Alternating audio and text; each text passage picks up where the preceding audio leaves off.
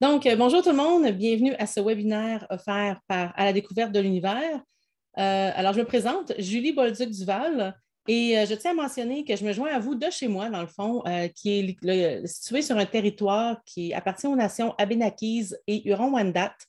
Et je reconnais que ces nations-là étaient évidemment sur le territoire bien avant que mes ancêtres s'installent ici. Et je veux aussi mentionner qu'à la découverte de l'univers, dans le fond, notre programme, c'est un programme qui est basé au Canada, mais qui n'est pas situé à un seul endroit. Donc, notre programme est national.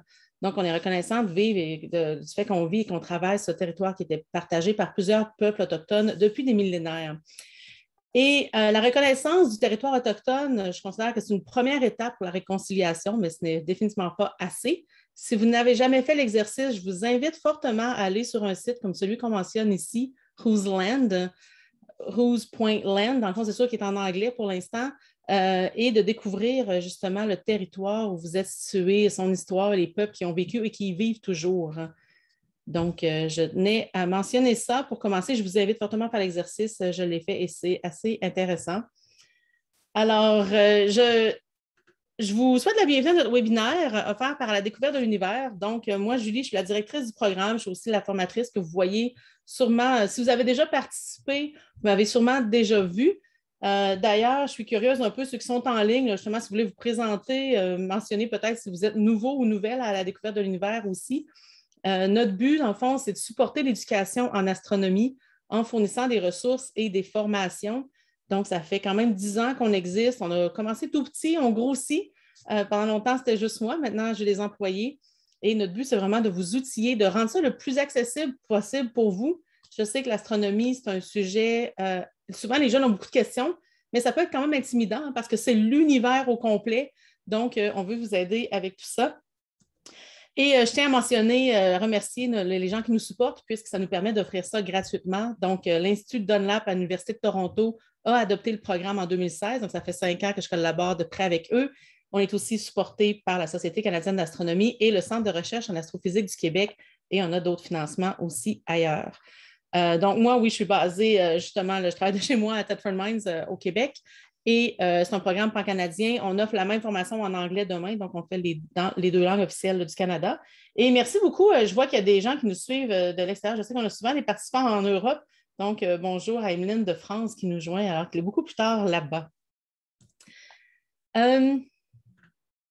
Je tiens à vous mentionner notre prochaine activité. Je suis super contente de celle-là. Vous l'avez peut-être vu dans les médias beaucoup, l'ingénieure Farah Alibé, qui est une Québécoise d'origine, dans le fond, qui est grandie dans le coin de Joliette, qui travaille maintenant en Californie au JPL de la NASA, qui est une ingénieure sur la mission Mars Perseverance.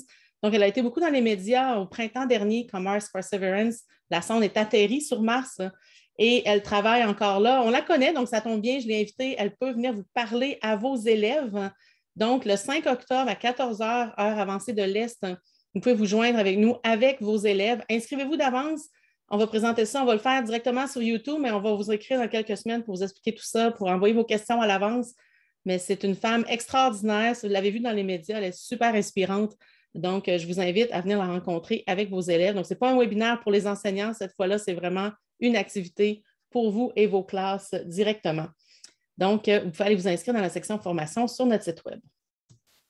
Alors, tout ça, une petite introduction pour vous parler du projet d'aujourd'hui, du sujet d'aujourd'hui qui est de mesurer la Terre avec vos élèves. Ça semble un gros contrat, mais vous allez voir, c'est quand même, ça se fait quand même assez bien. C'est l'expérience d'Ératosthène. Donc, je vous explique Ératosthène rapidement, c'est un grec qui a vécu il y a plus de 2000 ans. Je vous explique tout ça dans une minute. Mais c'est une expérience que moi, j'avais déjà entendu parler au cours de mes études, puis qu'on le voit des fois. Mais quand je l'ai réalisé il y a quelques années, dans le fond, j'ai vraiment plus compris comment ça fonctionnait. Et c'est impressionnant de voir à quel point c'est précis. On arrive à des réponses assez impressionnantes par rapport aux vraies données.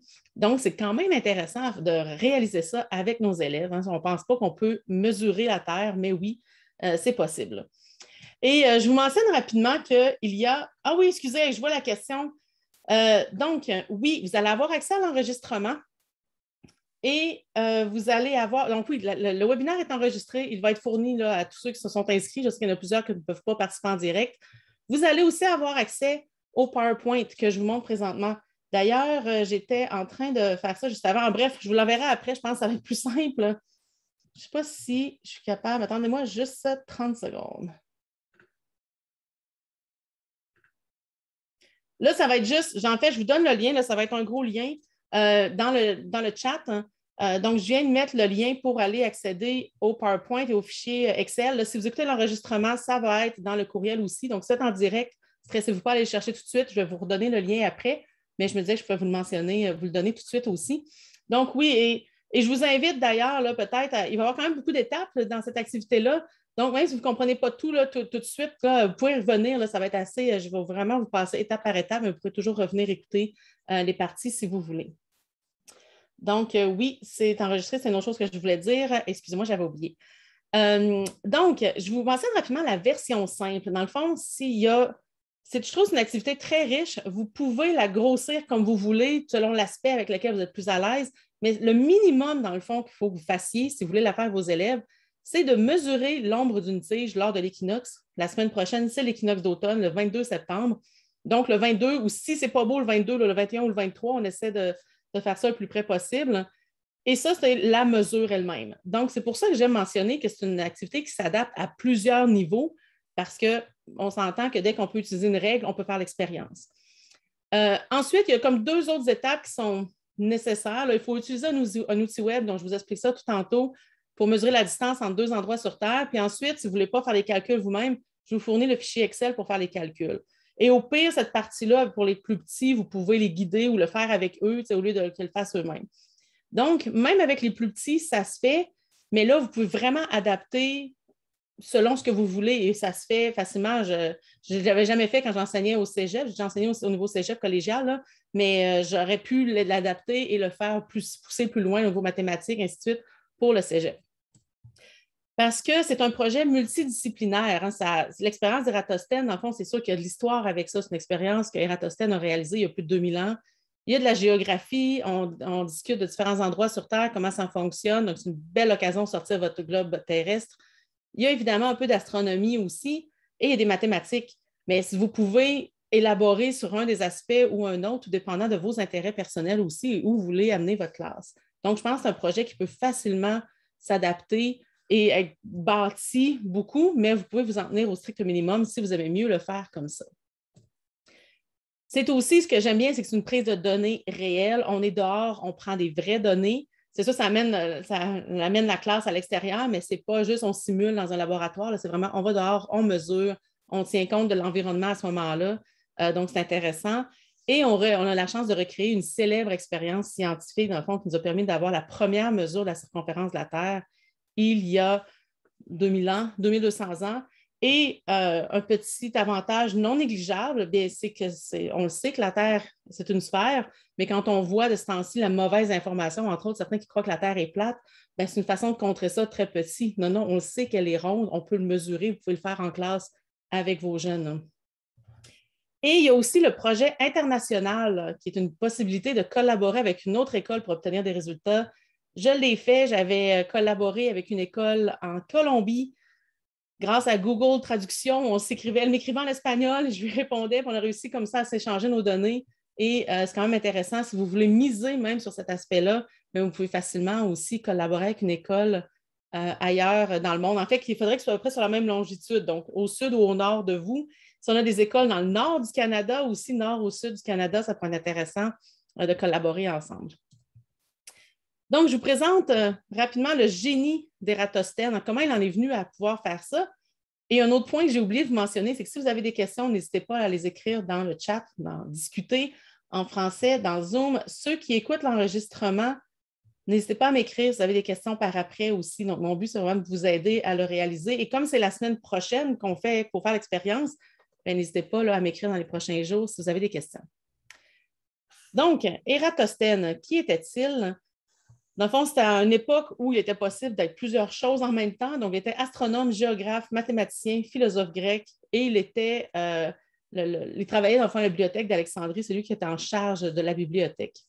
Donc, il a vécu 2200 ans environ. Et c'est assez impressionnant parce justement, avec de simples observations, de la géométrie de base, il a réussi à mesurer la circonférence de la Terre de façon très précise considérant à l'époque qu'il n'avait pas de technologie pour le faire.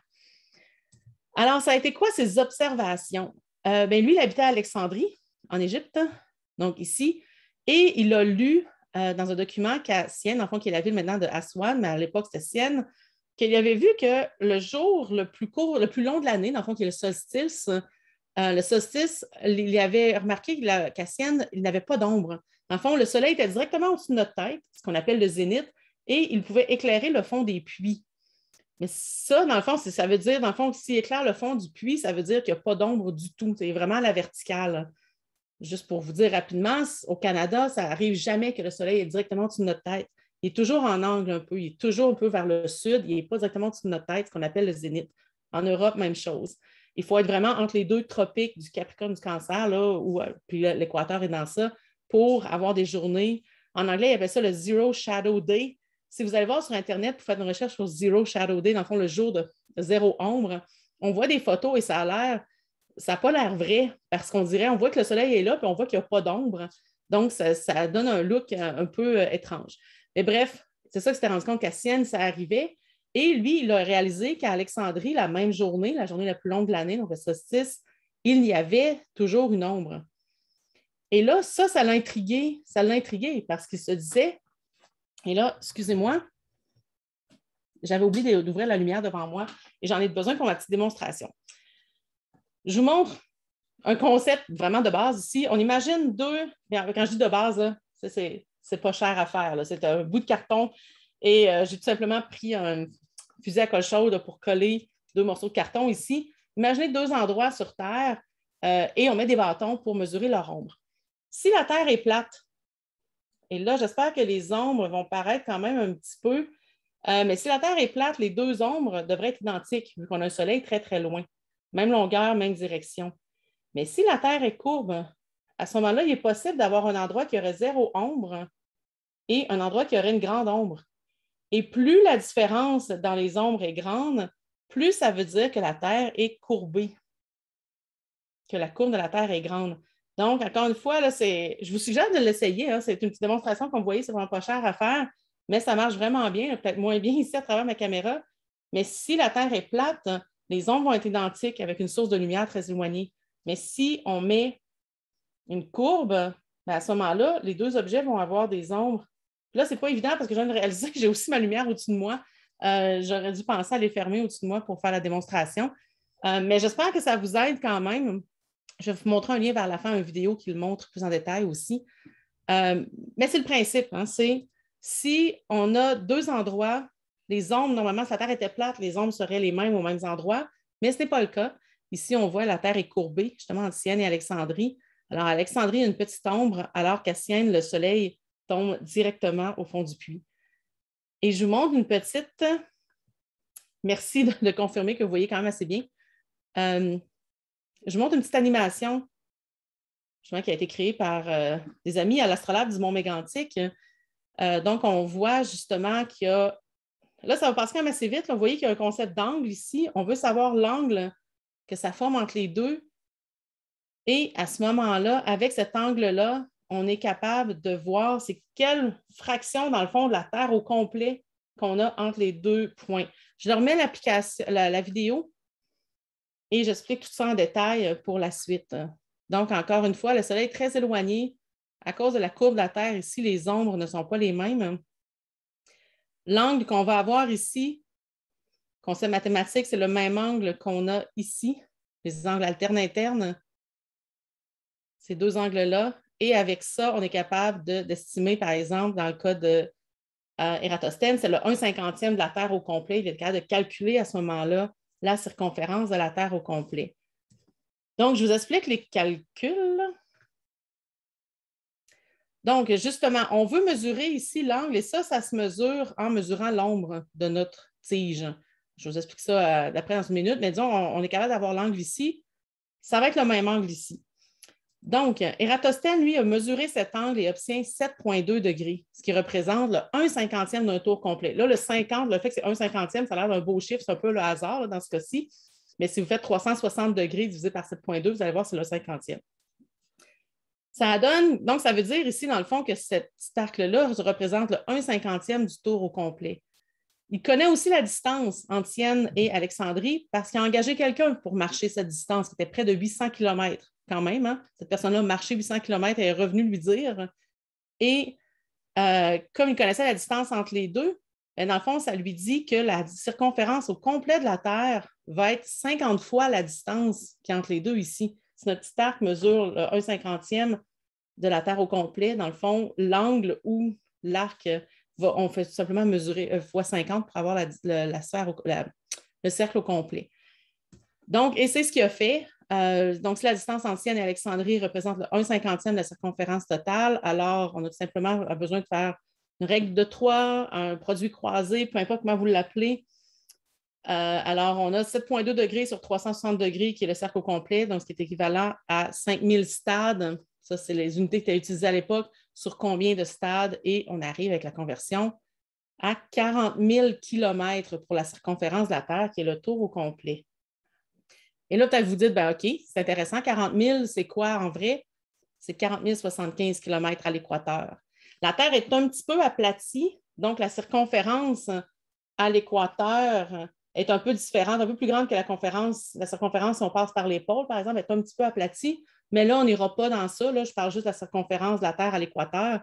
Donc, vous voyez qu'Ératosthène, il y a 2200 ans, a obtenu une valeur extrêmement près de la vraie valeur, dans le fond, de la Terre, seulement avec la géométrie. Là, peut-être que c'est des mathématiques qui, ça fait longtemps pour vous, vous avez touché à ça, mais quand même, vous devriez avoir vu ça au secondaire. Donc, c'est niveau mathématiques qu'on voit au secondaire avec quelqu'un qui était partant pour marcher les 800 km et des calculs assez de base encore et son cerveau. Donc, dans le fond, c'est quand même impressionnant qu'il ait réussi à faire ça il y a 2200 ans. Alors, maintenant, ça, c'est lui ce qu'il a fait. Comment est-ce qu'on peut recréer ça avec vos élèves? Je vais le refaire en classe. Donc, je vous explique les étapes. Hein. Comme on n'engagera pas quelqu'un pour marcher les distances entre deux villes à pied, évidemment. Mais il y a des façons quand même de le faire là, un peu au goût du jour, je pourrais dire. Alors, les conditions dont vous avez besoin pour faire l'activité. Il faut avoir des observations. Oups! Excusez, je viens de voir peut-être que le document. Excusez-moi, avant d'arriver dans ça, est-ce qu'il y en a qui ont essayé d'accéder au lien Google que je vous ai envoyé tantôt? Je vois que quelqu'un demande l'accès, donc peut-être que ça ne marche pas pour tout le monde. Là. En tout cas, j'essaierai de le régler dans quelques minutes parce que je me rends compte qu'en vous parlant, je ne peux pas vraiment régler ça. Si ça ne marche pas, j'ai peut-être mal mis les demandes de partage. Excusez juste le mot en anglais. Là. Les paramètres de partage. Donc, OK, je reviens à mon information ici.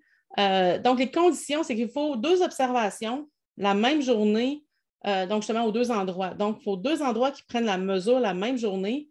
Et il y a une raison pourquoi on le fait à l'équinoxe, j'y reviens après. Ératosthène, vous l'avez fait au solstice. En fait, ça pourrait se faire n'importe quel jour de l'année. C'est plus simple si on le fait aux équinoxes. Vous allez comprendre dans une minute.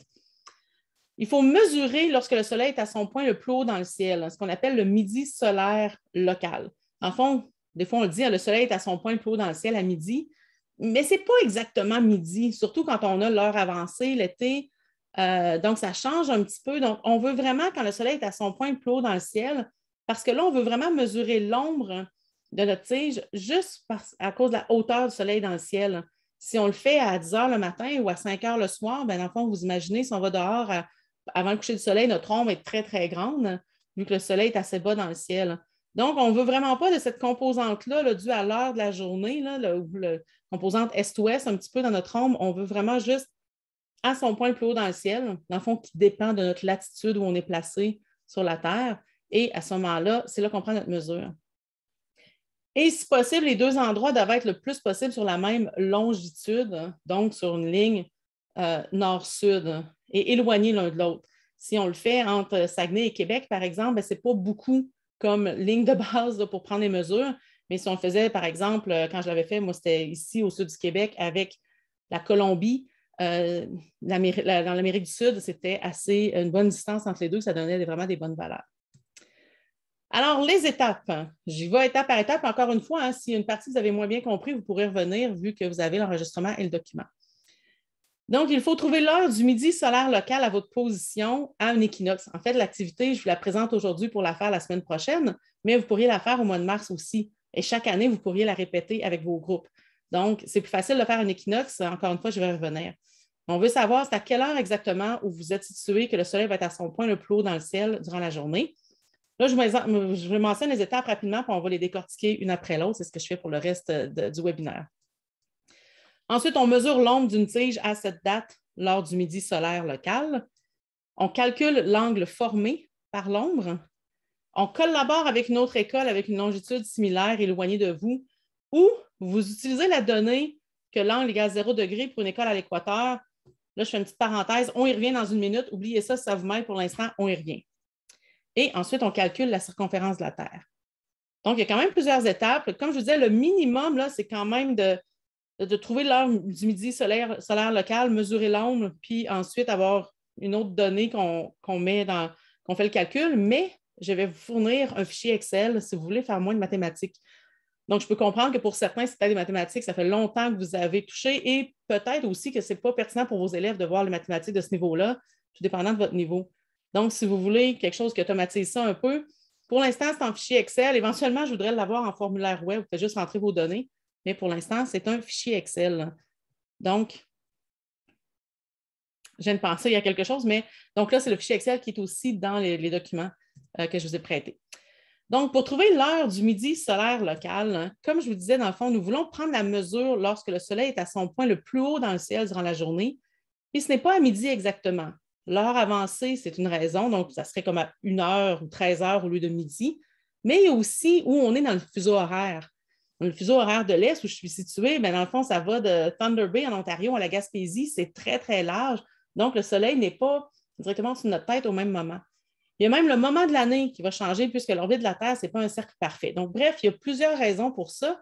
Et ce que ça donne, dans le fond, par exemple, ici à Montréal, le 22 septembre, ben ça serait la ligne directement au sud. C'est une image que j'ai prise dans le programme Stellarium. Je vous présente dans une minute.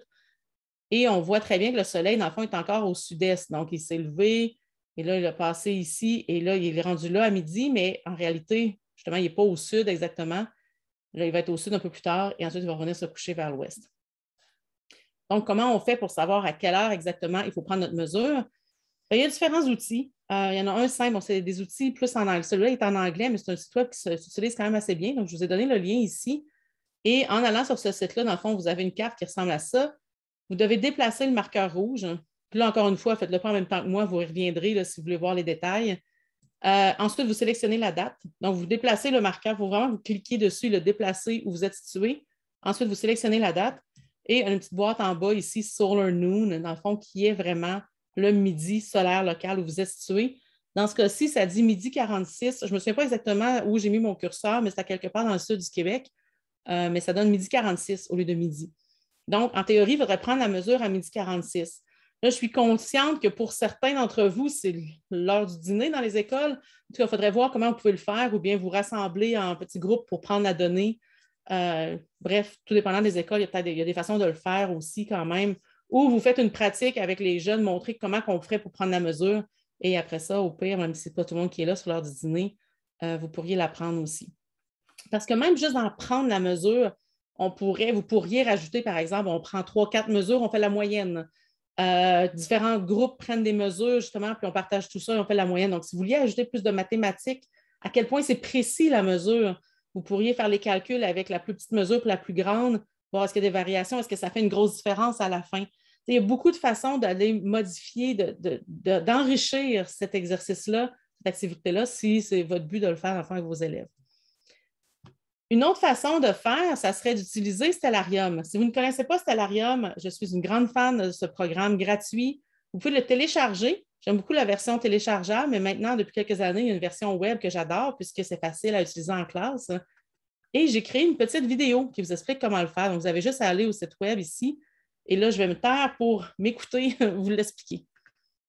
Je vous montre une façon de trouver votre heure du midi solaire local. Et pour ça, je vais utiliser le logiciel, en fait, le site web Stellarium Web. En même temps, ça va vous donner une introduction à Stellarium, qui est un programme super intéressant.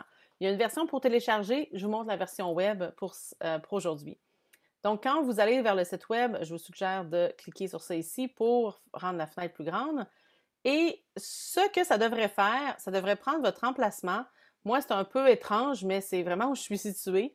Vous devrez avoir le nom de la ville, en fait, mais vous pouvez toujours, en fait, je suis près de Thetford Mines, vous pouvez toujours changer en cliquant sur la carte aussi.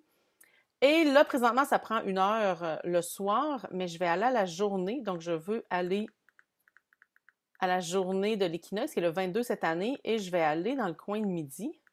Alors là, on voit que c'est rendu le jour. Le soleil est dans le ciel. En cliquant, je peux me déplacer. Et voilà, ici, vers le sud, on voit que le soleil est là. Il n'est pas complètement au sud. Et une façon là, de voir s'il est bien vers le sud, vous pouvez venir en bas ici et faire ajouter la grille azimutale. Dans le fond, c'est les coordonnées célestes qu'on utilise. Et là, vous voyez, ça, c'est vraiment la ligne là, qui va du nord au sud, là, qui divise le ciel en deux. Alors, on voit que le soleil n'est pas exactement là.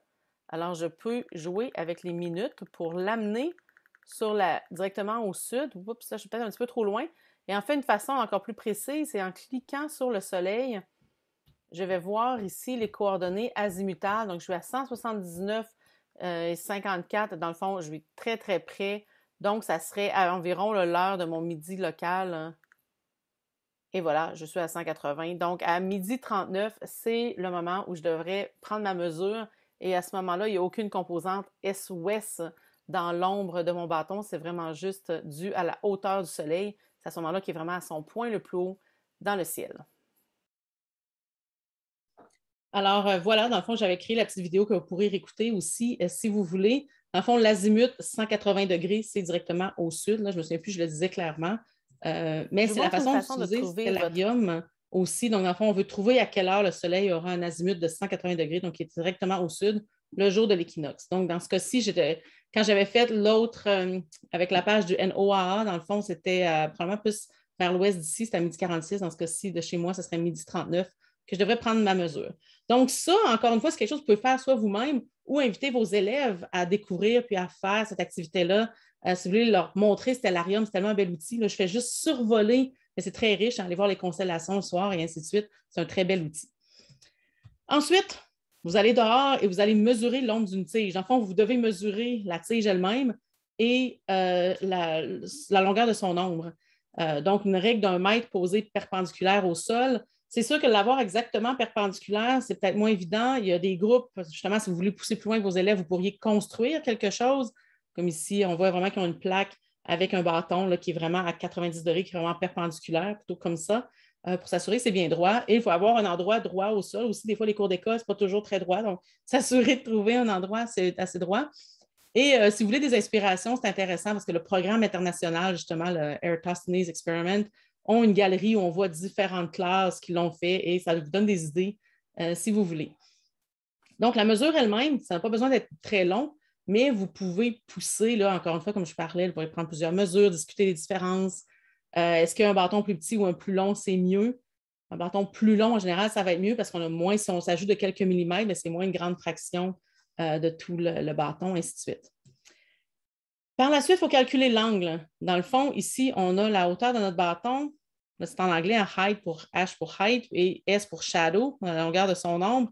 Et on veut avoir cet angle-là ici, considérant que le soleil est à une certaine hauteur et qu'il projette une ombre. Donc, si vous vous souvenez de votre trigonométrie, c'est la tangente de l'angle qui va être S sur H, le côté opposé sur le côté adjacent. Peut-être que ça vous rappelle des souvenirs.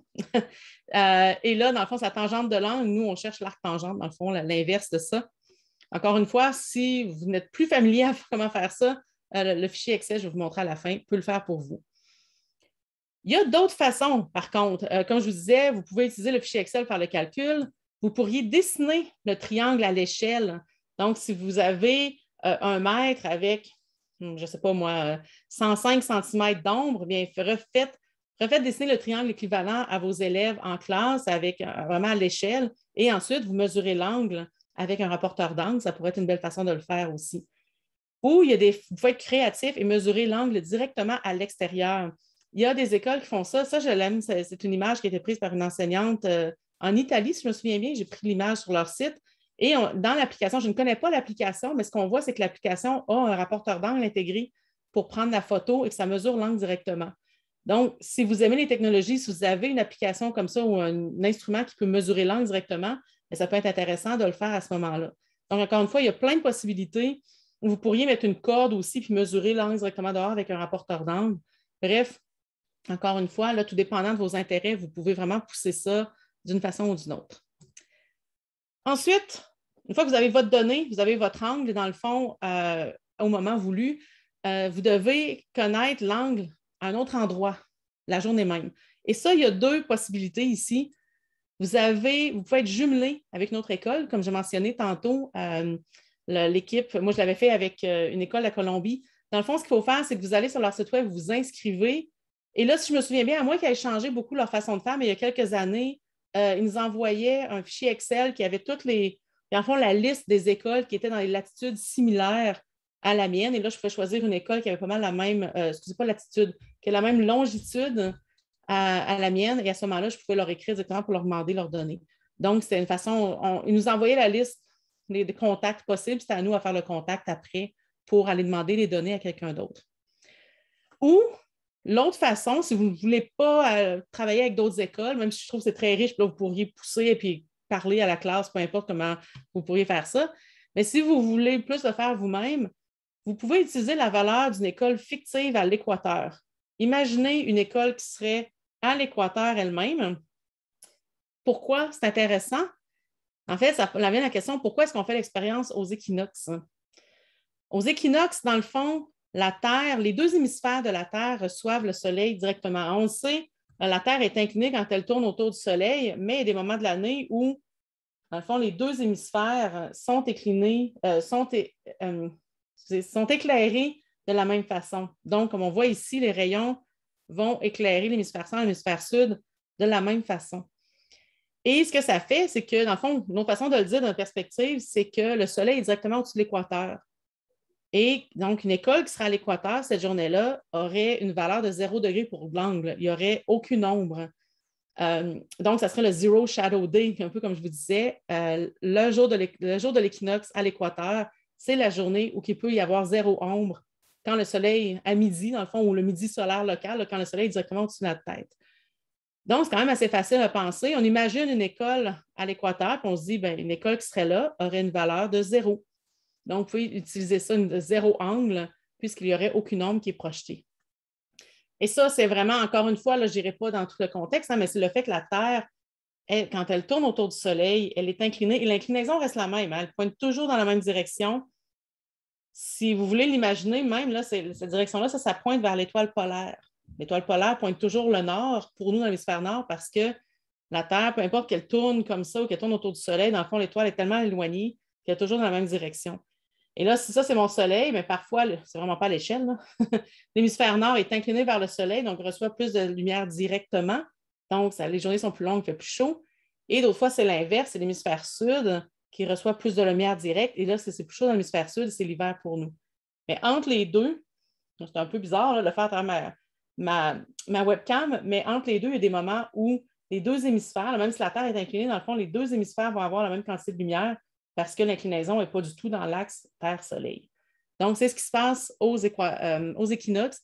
Et c'est pourquoi c'est plus simple de le faire à ce moment-là, parce qu'on a juste à se dire, OK, mon école est située à l'équateur, elle a une valeur de 0. Et voilà, vous pouvez prendre cette donnée-là sans avoir à communiquer avec une autre école. Donc, une fois que vous avez votre autre donnée, dans le fond, il faut mesurer la distance entre les deux écoles. Là, on n'engagera pas quelqu'un pour le faire comme Eratosthène avait fait à l'époque. On va utiliser des outils web. C'est un peu triché dans le sens que ces outils web-là vont utiliser les valeurs de la circonférence de la Terre du rayon de la Terre à quelque part pour mesurer les calculs. C'est comme si on est un peu dans un cercle, il faudrait marcher pour aller avoir vraiment chercher une donnée qui ne dépend pas du tout là, des connaissances qu'on a aujourd'hui. Mais là, ce n'est pas vraiment réaliste. Donc, on va utiliser les outils web. Il y a National Geographic Mapmaker. Il semble être en changement un peu leur site web. Je fouillais hier. Il y a la façon de cliquer pour aller chercher la version classique. Revenez là, c'est assez facile. Il y a un outil ici vous avez une carte et vous avez un outil ici pour mesurer les distances. Vous cliquez aux deux endroits. Comme ici, j'étais partie de chez moi, dans le fond, et j'étais descendue à l'équateur le plus possible en ligne droite. Évidemment, je ne veux pas d'angle Est-ce je veux rester à la même longitude le plus possible. Et comme ça, j'avais une distance. Ou vous pourriez zoomer sur la carte et aller chercher vraiment l'autre école, par exemple, et cliquer entre les deux. Ou Google Earth, si vous êtes familier avec Google Earth, il y a aussi l'option de mesurer les distances. Vous voyez le principe ici. Encore une fois, on va être sur la même longitude le plus possible et on mesure la distance entre les deux points. Ça, ce sont deux beaux outils web. Encore une fois, vous pouvez inviter vos élèves à les découvrir. Il y aurait d'autres projets que vous pourriez faire avec ces outils-là ou si vous voulez vraiment faire ça le plus simple possible, vous le faites vous-même, vous leur faites démontrer, faire la démonstration en classe devant tout le monde et vous allez chercher votre donnée. Mais vous pourriez vraiment, c'est facile de se perdre dans Google Earth. C'est un beau programme. Il y a beaucoup, beaucoup d'options.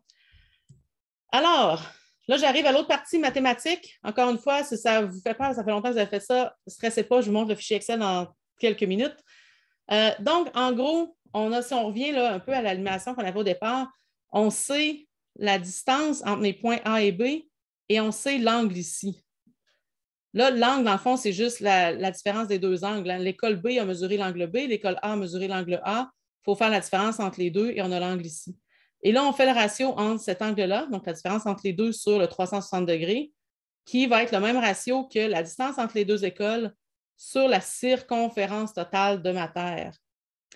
Donc, encore une fois, c'est un ratio dans le fond, et on arrive que la circonférence, ça va être 360 fois ma distance, qui va me donner, disons, en kilomètres, et je divise par l'angle entre les deux écoles.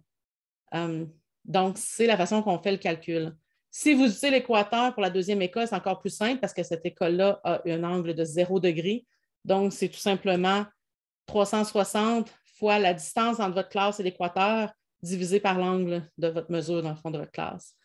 Donc, oui, ça incorpore des maths. C'est quand même des mathématiques qu'on a tous fait ça au secondaire.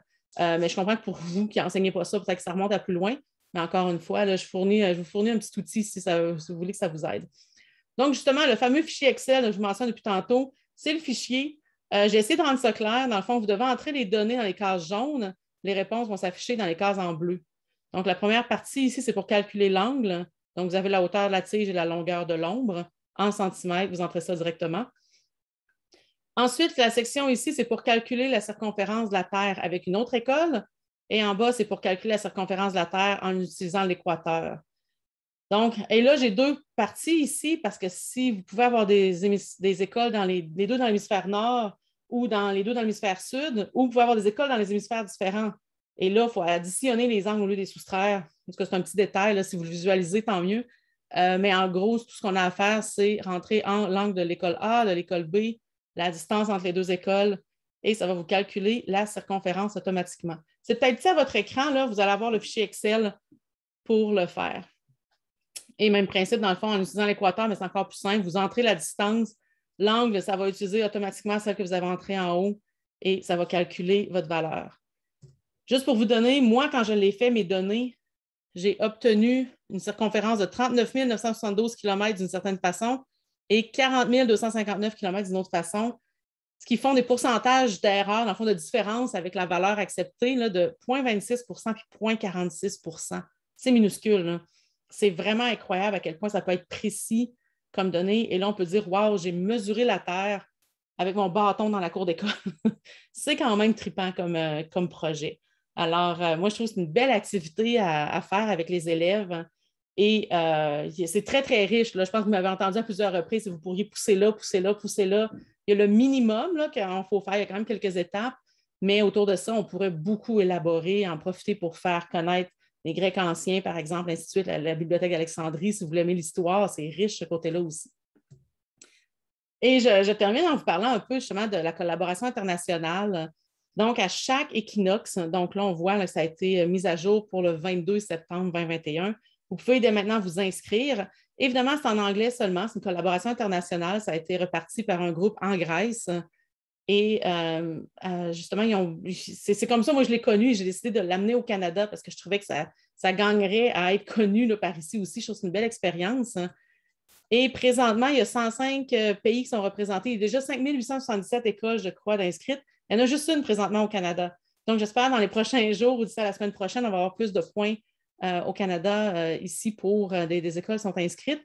déjà, on voit qu'on en aurait, ils ne sont pas, dans les Antilles ici, par exemple, là, dans les Caraïbes, ça serait quand même peut-être assez sur la même longitude, regarde, de prendre une donnée. Ça serait intéressant peut-être de collaborer avec les groupes là pour avoir leurs données. Encore une fois, il faut à peu près la même longitude.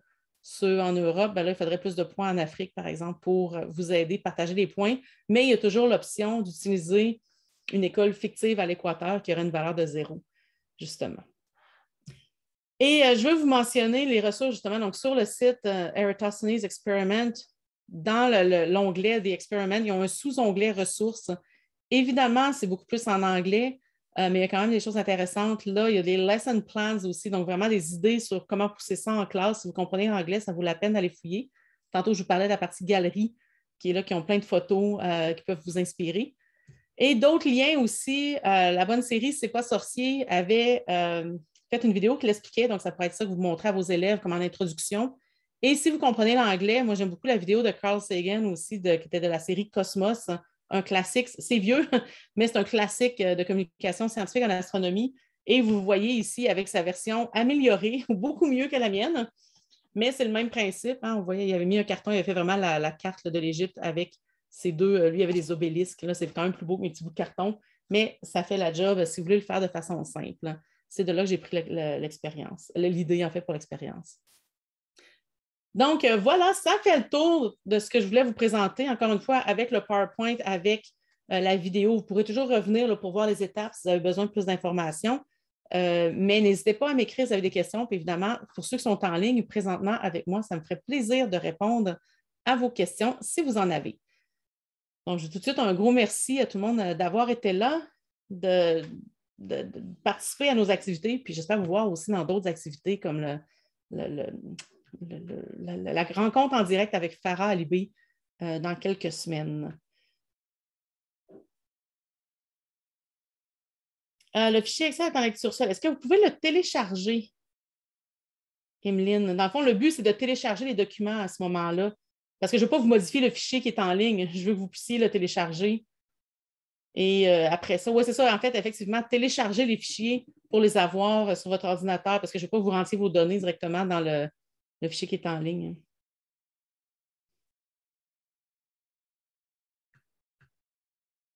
Pour ceux qui sont arrivés en retard, est-ce que je l'ai encore? Oui.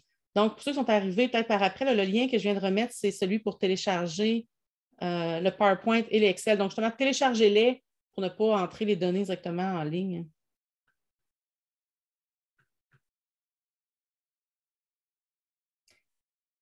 Est-ce qu'il y en a tout de suite? Parfait. Merci, Émile, de confirmer. Est-ce qu'il y en a là, tout de suite, par exemple, qui ont des questions ou se demandent un peu comment ils pourraient faire ça en classe ou bien ça fait quand même assez clair pour l'implémenter dans vos classes? Je sais qu'on avait des groupes de différents niveaux ici. Là. C'est sûr, quelqu'un qui est en secondaire 4, c'est des niveaux mathématiques, secondaire 5, c'est des niveaux mathématiques qu'ils vont voir en classe. Donc, peut-être plus facile au niveau des maths.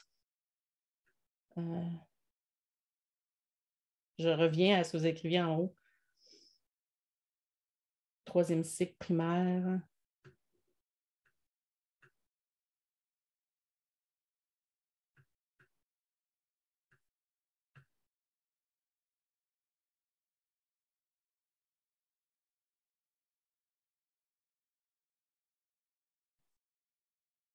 Mais parfait, là, je vois les commentaires. Bon, merci beaucoup, très intéressant. C'est toujours agréable à lire. Merci. Tous les points, justement, le maths, géométrie, histoire. C'est vrai que c'est riche. Hein. C'est vraiment riche comme activité et c'est facile de déborder dans certains domaines en classe si vous avez des points particuliers qui vous intéressent. Avant de terminer l'enregistrement, puis là, s'il y en a d'autres qui veulent poser des questions, ça me fera plaisir, ceux qui sont en ligne.